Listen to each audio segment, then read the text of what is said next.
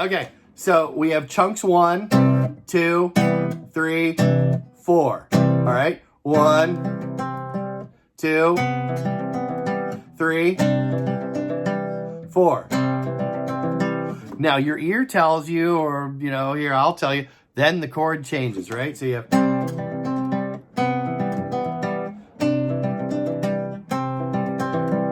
And we change to A minor. A minor chord. Wait a minute.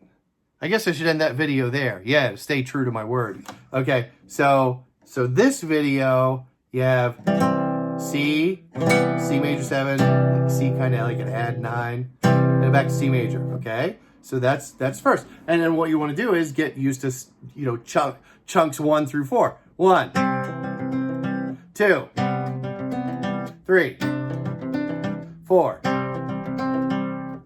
All right, and you can do that over and over and over again.